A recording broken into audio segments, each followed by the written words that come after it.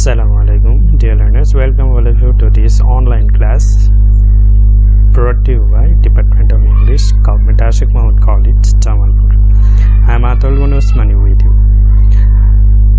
Today we are going to talk about one of the great piece of literary work in the history of world literature named The Rape of the Lock by Alexander Pope.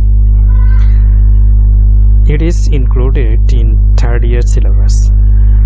Though this very lecture is designed for the student of third year, I think students of all year will be benefited from it if they watch it. Dear learners, we know most of literary works represent the ages. Almost every great piece of work reflects on its social, political, religious, economical condition of the time it was written. So to understand any work, we must have a minimum ideas about the era it belongs to.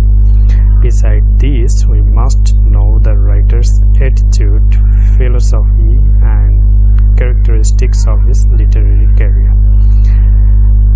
And another thing I would like to mention here, though it is not the direct class, I am not dealing with you directly.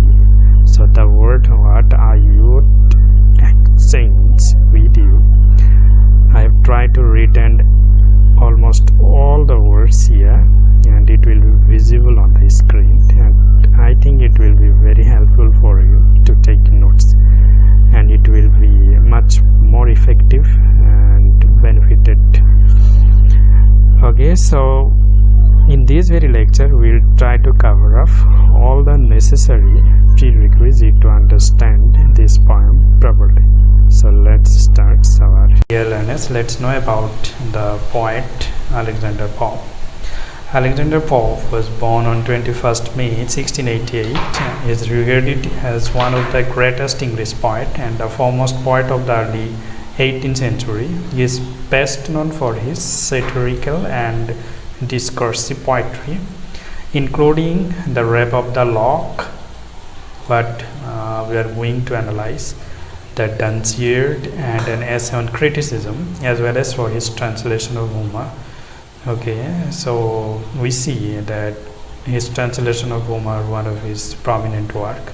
So naturally Homer had a great influence on him, and we know Homer was the famous Greek epic writer, and we know the two world famous epics. One is Iliad and Odyssey.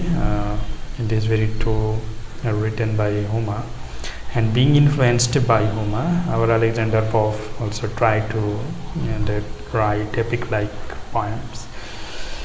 Okay, Alexander Pope is the third most quoted writer next to William Shakespeare and Alfred Lord Tennyson. Okay, so from this very information that we get the ideas about his greatness, that he is regarded the third most quoted writer according to the Oxford Dictionary of Quotation, and we very often that quote from William Shakespeare, and because he has written so many that life-oriented statement that in our everyday life, that we are quoting from William Shakespeare. After William Shakespeare and Alfred Lord Tennyson, usually we quote from Alexander Pope from the English literature. So here I would like to mention to my favorite line. I am quoting from Alexander Pope, and it is obviously from The Rape of the Lock. That is, beauties in vain their petty eyes may roll, charms strike the sides, but merit wins the soul. Okay, so inshallah when we will go for analyzing the poem, that we will get this very explanation of these very two lines. Then one of England's most celebrated poets, Pope lived and wrote in the late 17th and 18th century. So you see that he wrote in the late 17th and 18th centuries. This is why that we should have some ideas about 17th and 18th centuries to get a clear ideas about Pope's poem. He was and remains widely respected for his viewpoint on poetry and morality. Okay, remember these two things, that poetry and morality brought him much honor. So he is usually regarded as a moralist, and uh, we know that Alexander Pope was a firm believer in religion. He supported the authority of the church. This is why he criticized the Protestant who are against the power of church.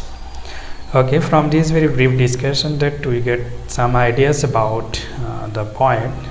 That is, he was born in 1688 and died 1744.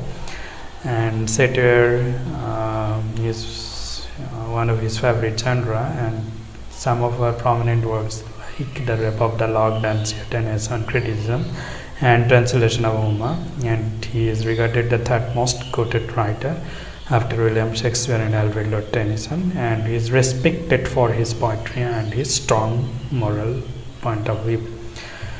So let's now learn about the characteristics of his poems. Okay, dear learners, here is some characteristic that what usually Pope's uses throughout his poetic career, and the very first one, it is heroic couplets. Pope's write almost all of his poetic works that in heroic couplet, and we know that a heroic couplet is a poetic form in which two lines written in iambic pentameter and with perfect rhymes. Okay, in first year that we read sonnet 18 by William Shakespeare, and the last two lines of that very sonnet is the example of heroic couplet. I think that now it will be easier for you to understand that Pope also uses that very style in most of his poems. Okay, so morality and virtue is second characteristics that in most of his poems he uses these very two elements. In poems such as An Essay on Criticism and Dunciad, Pope explores issues around morality, virtue, and poetry, some of his favorite topics. So these very topics like morality, virtue, and poetry, that very often Alexander Pope that write poems on them. He believed that the qualities that make a good poet and literary critics, okay, remember, good poet and literary critic are the same qualities that make a good person, and these qualities are thoughtfulness, carefulness, and strong faith. So if a person, so to be a good person and to be a good poet, in both cases, that they must have thoughtfulness, carefulness, and strong faith, according to Pope. Okay, the next characteristic that what we find in Pope's poetry, one is that critical of other poets. In many of his poems, that Pope strongly criticizes his contemporary poets. According to him, that those very poets are inferior to him, and they are not real poet, and they don't have much poetic genius, or they are not so much poet-like, according to Alexander Pope. Okay, the most important characteristic that what we should remember about whenever we'll go for analyzing Pope's poetry, one is satire and another is imitation. Okay, so in several of Pope's poems, including his famous mock epic poem The Rape of the Lock, is his careful imitation of other poetic style and his development of satire. We know The Rape of the Lock, Pope imitates epic poems in an effort to satirize high society in 18th century England. Similarly, in late poem Imitation of Horace, Pope imitates an epic about Horace to satirically criticize England's monarch George II. So these are the few characteristics that we should remember whenever we'll go for reading Pope's poetry, The Rap of the Lock. One is heroic couplet, morality and virtue, critical of other parts, and satire and imitation. And now we will learn something about the historical context of the Rap of the Lock. Pope's age was one marked by a number of significant political, social, and economic changes. There were so many changes were happening on political, social, and economic arena, even in religious too. After the removal of Britain's last Catholic monarchs, James II, anti-Catholic feelings was running high. Pope satirizes the Protestant distaste for Catholic practice, and we know that he was a moralist and a strong believer, and he believes in the authority of the church. Over the course of the Rap of the Lock, and it is very satire that we will find in the Rap of the Lock. Okay. The early 18th centuries saw the rise of early industrialization and the spread of British colonial power further across the globe.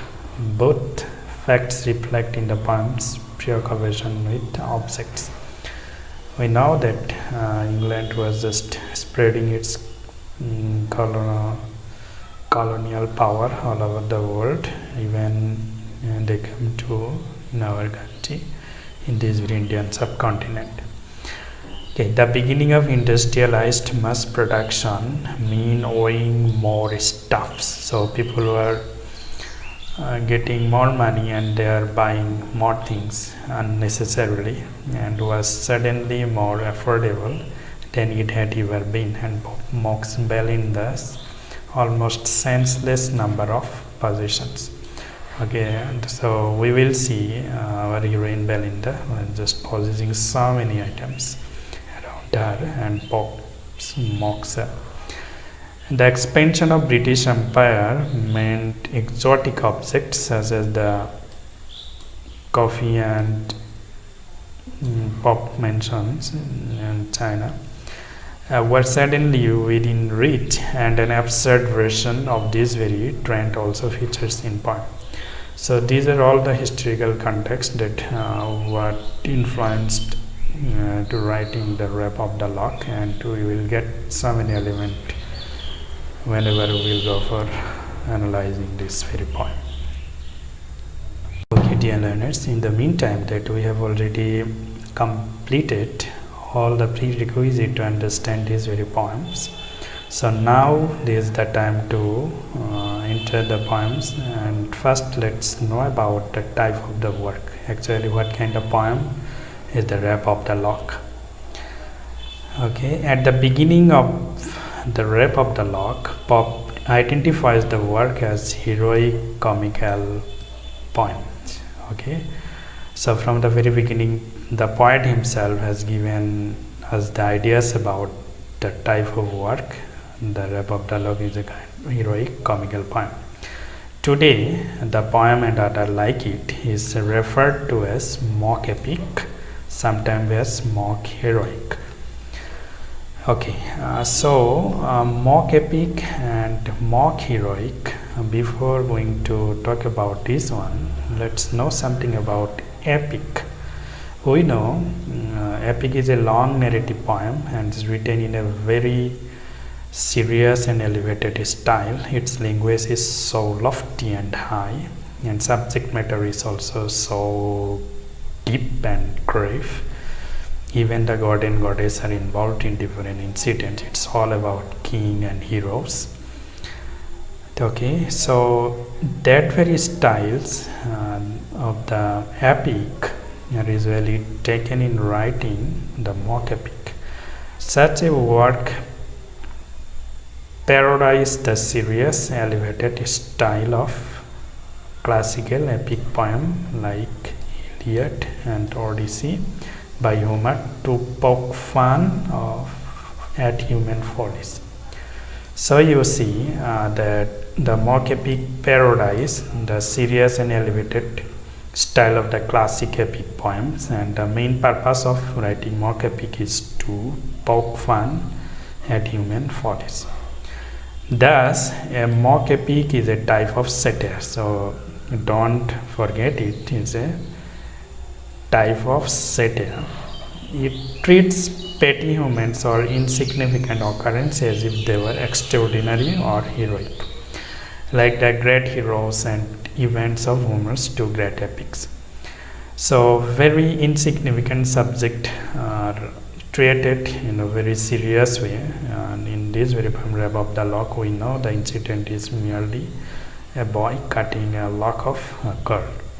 Okay, in writing the Rap of the Lock, Pope imitates the characteristics of Homer's epic as well as the later epic, such as the Aeneid by Virgil, the Divine Comedy by Dante, and Paradise Lost by Milton. Okay, in later part of our lecture we will try to get an idea that what kind of epic conventions that Alexander Pope has used to write this very mock epic, the Rap of the Lock. Now dear learners, we will be familiar with the characters what we will find throughout these very poems. The Rap of the Lock. The first one name is Belinda. She is the heroine of this very poem. A beautiful young lady with wondrous hair, and everything what happened here, okay, it's all about involved with this very wondrous hair. Okay, two locks of which hang gracefully in curls. Okay. So it indicating the idea that a young beautiful lady who is very proud of his very long graceful curly hair, and he always divided her hair in two parts or in two locks. Okay. So the Baron, young admirer of Belinda, who plots to cut off one of her locks, and this very man has done this massacre for Belinda. And then Ariel, Belinda's guardian self, supernatural creature. Then Clarissa, young lady who gives the Baron scissors, and with the help of Clarissa, the Baron becomes successful to complete his mission of cutting the lock. Then Umbriel, spirit who enters the cave of the Queen of Spleen to seek help for Belinda, and Queen of Spleen, underworld goddess, who gives Umbriel gift of Belinda, and Telestris, friend of Belinda. Telestris urges Sir Plume to defend Belinda's honor. Sir Plume, view of Telestris, is called the Baron. And some minor characters like supernatural element like sylphs, fairies, genies, demons, phantoms, and other supernatural characters. So these are all characters we will meet during the course of our analysis of the Rap of the Lock. Now dear learners, we will go for the setting of this very poem. Okay, so in this poem there are five cantos, and all the incident here take place. That's in the action takes place in London, and its environs in early 70s on a single day. Okay, the story begins at noon in Canto 1 at the London residence of Belinda's, as she carefully prepares herself for a gala social gathering.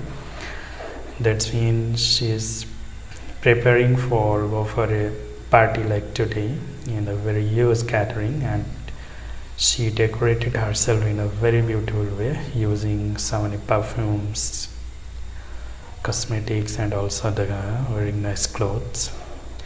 The scene then shifts to a boat carrying Belinda up the Thames. To unlock her, she is as magnificent as Queen Cleopatra. So you see how beautiful she was. She was comparing with Queen Cleopatra was when she traveled in her birth. The rest of the story, cantos 3 to 5, takes place where Belinda DeBurgh Hampton Court Place, a former residence of King Henry VIII on the outskirts of London, except for a brief scene in Cantos 4 that take place in the cave of the Queen of Split. So these are the setting that we have learned. Dear learners, throughout our discussion, that in this very first part of this lecture, that we have tried to learn about the historical context, about the poet, about the characteristics of poet's poetry, and also be familiar with the characters of the Rape of the Lock. And we also talk about the types of this very work, and that we learn about mock epic and then setting. Still a lot of yet to be discussed, inshallah. In some other classes you will present with much more interesting discussion, and hope and that these very short videos will be very effective and helpful for you, and you are enjoying your time in this very crucial moment. So this is for today. Wishing you all the very best, and thank you for watching.